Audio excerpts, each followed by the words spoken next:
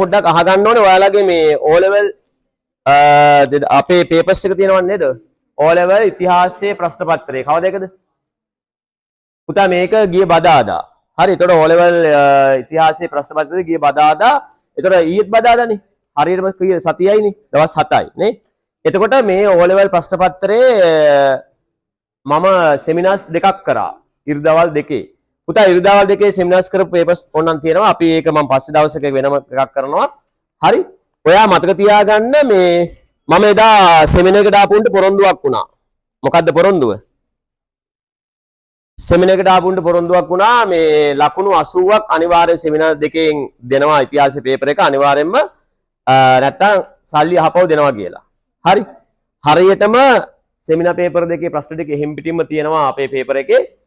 ඊට වඩා දැන් ඔයාට අදාළ එකක් මම කියන්නම් මෙන්න ඔයාගේ O level paper එක මල් ළඟ තියෙන්නේ. මේ තියෙන දරුවෝ පස්වෙනි ප්‍රශ්නේ. හරි. මේ පස්වෙනි ප්‍රශ්නෙට අදාළ එක ඔයාගේ කොයි ටියුට් එකේද? මේ දෙවෙනි ටියුට් එකේ ඔයාගේ අතේ තියෙන ඔයා ලියන ටියුට් එකේ තන්නේ ක්‍රම ප්‍රශ්න කොටස් 4ම තියෙනවා. හරි. රයිට්. දැන් මම මේක කියන්නේ මම මේ ප්‍රශ්න 4 කියපුවාම උඹලා හිතන්නේ මොකක් කියලාද? මම ඒක හදලා කිව්වා කියලානේ. ඒ හන්දා මේ ප්‍රශ්න 4 කියවන්න දෙනවා කටකාර හැඩකාර කොල්ලෙට්ට හරි කෙල්ලෙට්ට හරි. කවුරු කැමැත්තෙන් ඉදිරිපත් වුණා නැත්නම් මං කියන්නද? කවුද? පුතාට දෙන්න. හරි. මේක දෙන්න පුතේ. හරි. ඔන්න O level paper එක මේ පාර ප්‍රශ්නාංග 5. හරි. හරි. දැන් මෙයා එන්න පුතා මෙතෙන් එනවද? මෙතෙන් එන්නකෝ. right. උඹ නගහපන් මේක උඩට. right. මූලව්ව කියවනවා. එතකොට ඔයා චෙක් කරගන්න අදාළ ප්‍රශ්නේ. හරි. පුතා කියන්න බෑ පළවෙනි එක. 5 එක. ඔන්න ප්‍රධාන ප්‍රශ්නාංක 5 රෝමි ලක්කා 1 ඈ. 18 වන සියවසේ යුරෝපයේ ඉහළ ඉල්ලුමක් තිබූ ශ්‍රී ලංකාවේ වෙළඳ ද්‍රව්‍ය 3ක් නම් කරන්න. දැන් ඕක මේ ටියුට් එකේ ප්‍රශ්නාංක කෝකද කියලා මම ඉක්මනින් කියන්නම්. පුතා බලන්න පිටුවංග 2. පිටුවංග 2 ඔයා චෙක් කරගන්න පුතේ මේ ප්‍රශ්නාංගේ මොකද්ද? 11 බලන්න. 11 අහලා තියෙන්නේ මොනවද? 11 කෙලින්ම අහලා තියෙන පුතා වෙළඳ ද්‍රව්‍ය ටික නේද? ඒතර උත්තරේ කියන්න බලන්න වෙළඳ ද්‍රව්‍ය 3 මොනවද? මොනවද පුතා වෙළඳ ද්‍රව්‍ය 3? අහින් කියන්නේ මොනවද? කුරුඳු තව එකක් කියන්නේ.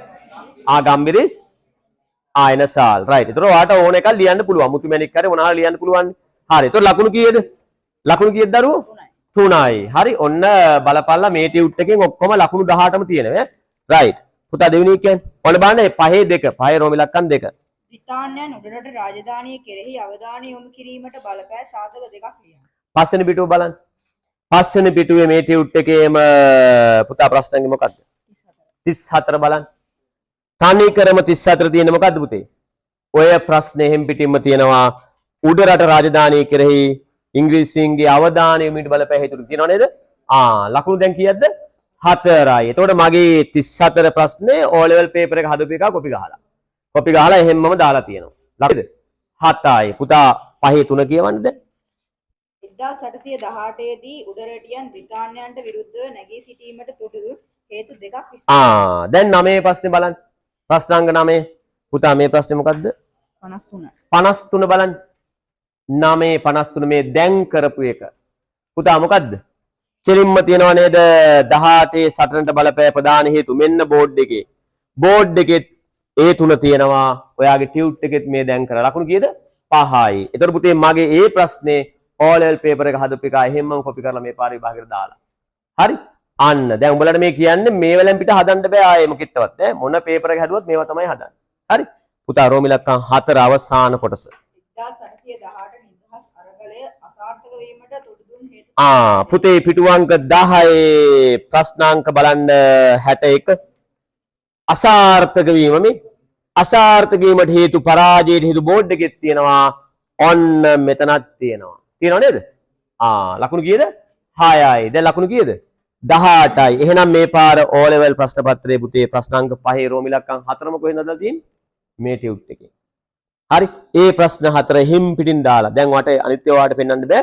තුන්වෙනි ටියුට් එක තියෙනවා පුතේ. තුන්වෙනි ටියුට් එකෙන් තමයි තනිකරම කීයද? මෙන්න මේ ප්‍රශ්නේ. කීයද? 6 වෙනි එක. මගේ තුන්වෙනි ටියුට් එකේ 6 වෙනි ටික එහෙම්මම හදලා. 10 වසරේ ටියුට් ටික උඹලා ඕන ආරාම අරගෙන මම ලබන සතියේ ගේන්නම් මේ පේපර් එක. 10 වසරේ ටියුට්ස් ටික තියෙනවා නම් ඔයාලා අරන් එන්න. ඒ ප්‍රශ්න ටික තනිකර එහෙම්මමයි. හරි? මට වෙලා නැහැ පුතේ සෙමිනාර් පේපර් එකේ සියලු එක මේ පේපර් එකේ අහලා තියෙනවා. පැහැදිලිද? පින්තූර දෙකත් එහෙමයි. සිටිය ස්ථාන අපි කරා අනුමාන ටිකක්. ඒ කරපු ස්ථාන වලින් 17ක් එහිම් පිටින්ම තියෙනවා. එකක් නෑ. මං හැබැයි ළමයින්ට කිව්වා පුතේ එකක් නෑ, එන එකක් නෑ කියලා. හරි. ඔන්න එතකොට 17යි. එතකොට ලකුණු මේ පාර බහුවර්ණ පේපර් එකේ ඔයාලා අහලා බලන්න මෙහෙයි හැමතැනම පුතා ලකුණු 40ම බහුවර්ණ පේපර් එක ගත්ත අය ඉන්නවා. ජනාධිපති විද්‍යාලයේ අහුවෙලා බලන්න ඒකේ ඉන්නවා ගොඩාක් අපේ කොල්ලෝ වගේක් කෙල්ලෝ වගේක්. ඊට පස්සේ තව මගේ ඩෙවලොපර් ක්ලාස් එකේ ඉන්නවා මේ විශාල ප්‍රමාණයක්. හරි. පුතාගේ ඉස්කෝලේ මොකද්ද? Royal college. රොයල් කොලෙජ් එකේ අනාගතේ දැන් අපි ගිය පාර මෙහෙන් හසල බිහුණා ලංකාවේ කොළඹ පළවෙනියා විදිහට ටර්ස්ටන් එකේ. මේ පාර මට විශ්වාසයක් තියෙනවා දෙවලපොලේ ඉන්නවා දුලා මේ කෙල්ලෙක් අපේ ගැහණු ළමෙක්. ඒකිට දැන් මම ලකුණු ටික බැලුවා බහුවර්ණ 40ම හරි ලියන එකත් ඔක්කොම හරි පින්තූරත් ඔක්කොම හරි සිටියනුත් ඔක්කොම හරි එකක් වැරදි. එතකොට කීයද? 99.5ක් ලකුණු තියෙනවා. 99.5 කියද්දි පුතා මොනවා වේද? 0.5 තියලා දෙයිද 99.5 එකක් කරලා දෙයිද? එතකොට කී ලකුණු?